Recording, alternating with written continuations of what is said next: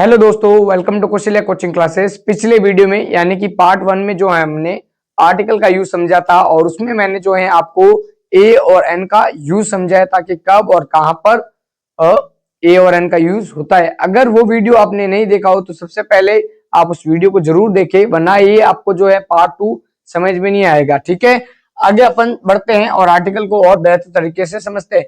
तो देखिए, इस वीडियो में मैं जो है द का यूज समझाऊंगा कि द का यूज कैसे करते हैं। तो देखिए, द का पहला यूज क्या है, विद यूनिक पीपल और ऑब्जेक्ट्स, यानी कि जो दुनिया में यूनिक का मतलब क्या होता है, अद्भुत। अद्भुत जो लोग हैं और वस्तु जो है उन जो दुनिया में क्या है, एक है, ठीक है, इकलौती है, उसके साथ जो है अपन द का यूज करेंगे। कैसे? जैसे देखिए, पहला एग्जांपल, द सन। आपको पता है सन इस दुनिया में एक ही है, तो सन क्या है, अद्भुत भी है और एक भी है, तो सन के आगे द का यूज करेंगे।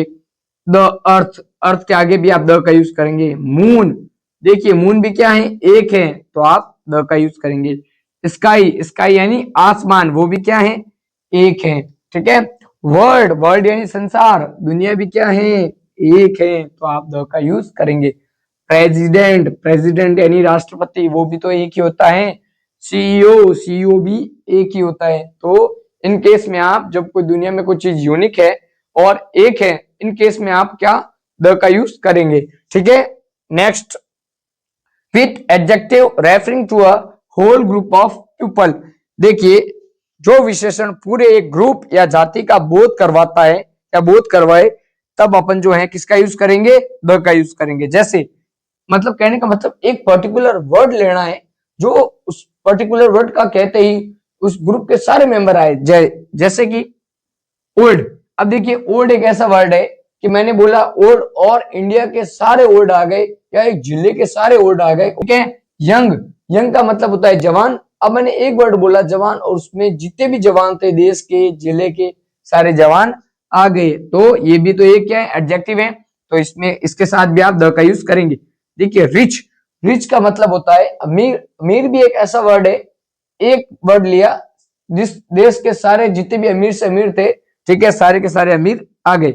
एक वर्ड बोला पुअर, पुअर का मतलब होता है गरीब, और गरीब कहते ही सारे गरीब आ गए। कहने का मतलब चाहे वो भारत का हो, चाहे वो पाकिस्तान का हो, चाहे वो कहीं का भी हो, सिर्फ एक वर्ड बोला है मैंने पुअर और सारे पुअर आ गए। ये भी एक तरह का एडजेक्टिव है और एडजेक्टिव के आगे क्या है, द का यूज करते हैं। ठीक है, अब यहाँ पे देखिए, the old, the old, old का मतलब क्या होता है, बूढ़ा व्यक्ति, ठीक है, या पुराना।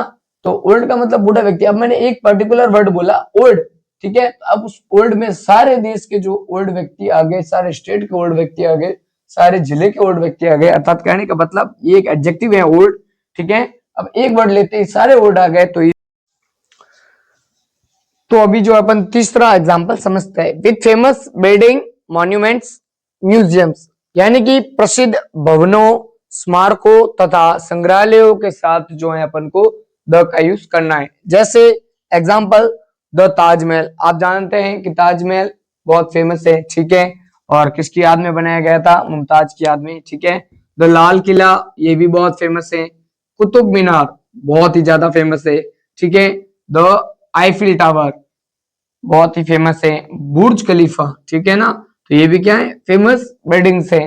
अर्थात कहने का मतलब जो भी दुनिया में फेमस बिल्डिंग्स हैं, मॉन्यूमेंट्स हैं या स्मारक है, संग्रहालय हैं, तो उनके साथ जो है अपन को द का यूज करना है। ठीक है। चौथा नियम क्या कहता है, with superlative degree of an adjectives, यानी कि अगर किसी विशेषण की सुपरलेटिव डिग्री हो, इन केस में जो है अपन को द का यूज करना है। जैसे देखिए, हाईएस्ट, ठीक है। अब एक तो कहता हूं हाई, हाई का मतलब ऊंचा, और हाईएस्ट यानी सबसे ऊपर।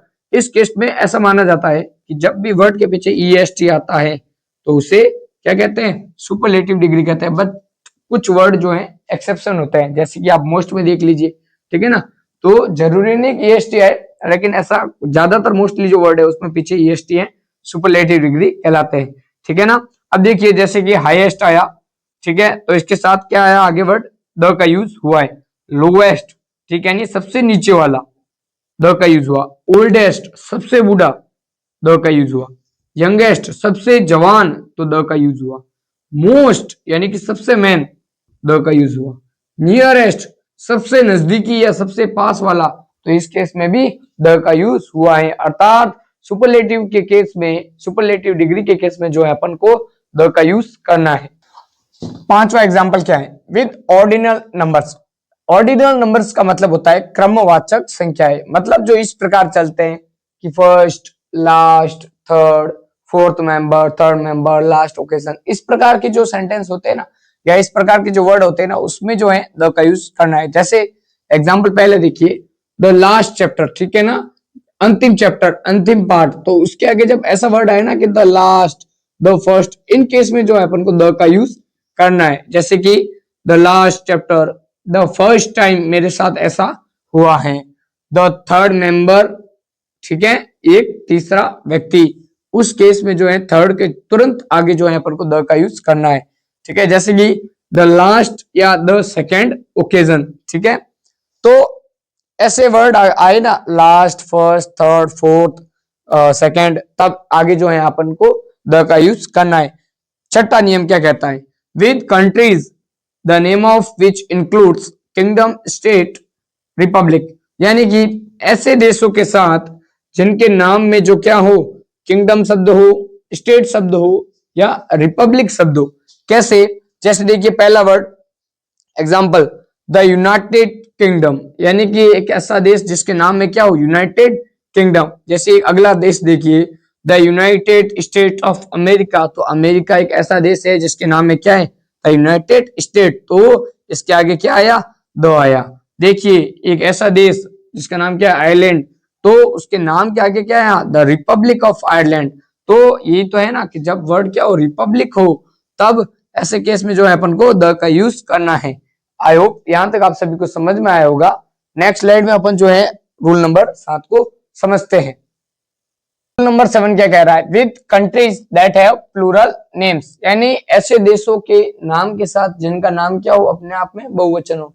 जैसे कि देखिए द नीदरलैंड्स, यानी ऐसा एक देश है, क्या है, नीदरलैंड, ठीक है, और उसके नाम में क्या है, देखो उसके नाम में क्या है, एस है, यानी कि अपने नाम में क्या है, बहुवचन है, तो उसमें क्या होगा, द का यूज होगा, ठीक है। जैसे अगला नाम देखिए फिलीपींस, अब फिलीपींस के नाम में क्या है, फिलीपींस, एस आया है, अर्थात ये भी नाम क्या है, एक बहुवचन है, तो द का यूज होगा। द मालदीव्स, क्या होता है, मालदीव्स, तो मालदीव्स के नाम के साथ भी क्या होगा, द का यूज होगा। आठवां नियम क्या कह रहा है, विद रिवर्स, कैनाल्स और ओशियन एक्सेट्रा, यानी कि नदी, नहर और सागर, महासागर इत्यादि के नाम के साथ जो है अपन को द का यूज करना है। एग्जाम्पल देखिए, एग्जाम्पल यानी कि जैसे कि द गंगा, गंगा नदी के नाम के साथ कोई भी नदी हो गई, कोई भी नाले हो गई, कोई भी नहर हो गई, कोई भी सागर हो गई, ठीक है, तो उनके नाम के साथ अपन को द का यूज करना है। जैसे कि देखिए द नील नदी हो गई, द अटलांटिक ओशियन हो गया, द यमुना नदी हो गई, द प्रशांत महासागर हो गया। तो कहने का मतलब नदी, सागर, महासागर हो तो अपन को द का यूज करना है। Rule number 9, with the name of families, यानी कि परिवार के नामों के साथ जो है अपन को द का यूज करना है। परिवार, परिवार कैसे, जैसे कि राणा, राणा कुंभा, ठीक है, तो ये भी किसी एक पूरी फैमिली का नाम है, राणा कुंभा हो गया, ठीक है, या चौहान हो गया, कुंभा हो गया, खानस हो गया, गुप्तास हो गया, चौहान हो गया, राठौड़ हो गया, ठीक है। इस प्रकार यदि किसी एक फैमिली का नाम एक ग्रुप को बताता है ना, ठीक है ना, तब इस केस में जो है अपन को आगे द का यूज करना है। आई होप ये आपको समझ में आया होगा। परिवार के नामों के साथ जो है अपन को द का यूज करना है। ओनली से पहले द का प्रयोग केवल तब जब ओनली का मतलब इकलौता हो, यानी कि अपन को ओनली से पहले द का यूज करना है। किस सेंस में, जब ओनली का मतलब क्या होना चाहिए, इकलौता होना चाहिए। यानी जैसे कि द ओनली सन, ये मेरा इकलौता बेटा है जो ये काम कर सकता है, या मेरा इकलौता बेटा है। ओनली फ्रेंड, ये इकलौता मेरा ऐसा दोस्त है। द ओनली बैट्समैन, ये इकलौता, ये एकमात्र ऐसा, इकलौता कह दीजिए, ठीक है, ये इकलौता ऐसा बल्लेबाज है जो छक्के मार सकता है। द ओनली पर्सन, ये एकमात्र ऐसा या इकलौता ऐसा व्यक्ति है जो इस काम को अंजाम दे सकता है। इस प्रकार का अगर सेंस बनता है ठीक है, जहां पर आप ओनली का मतलब क्या हो, इकलौता हो, तब जो है अपन इसके नाम से पहले जो है ओनली के वर्ड से पहले द का यूज करते हैं। अब जो है अपन समझेंगे कि कहां पर अपन को द का यूज नहीं करना है। अब तक जो हमने समझा 1 से लेके मैंने 10 तक आपको नियम बताए हैं कि कहां पर आपको द का यूज करना है। अभी अपन जो है द का यूज नहीं करना है वो समझते हैं। तो शुरू करते हैं। द का यूज कहां पर नहीं करना है? Before the name of disease. Disease का मतलब होता है बीमारी, यानी कि जब भी बीमारी के नाम के, बीमारी का कोई नाम दिया हो तो बीमारी के नाम के आगे जो है अपन को द का यूज नहीं करना है। ठीक है। Before the name of proper noun. Proper noun के आगे जो है अपन को, प्रॉपर नाउन जो है मैं बहुत ही जल्द अपने यूट्यूब चैनल पे पोस्ट कर दूंगा, वहां पर आप देख लेना। जब भी प्रॉपर नाउन आता है तो प्रॉपर नाउन के केस में जो है अपन को द का यूज नहीं करना है। ठीक है।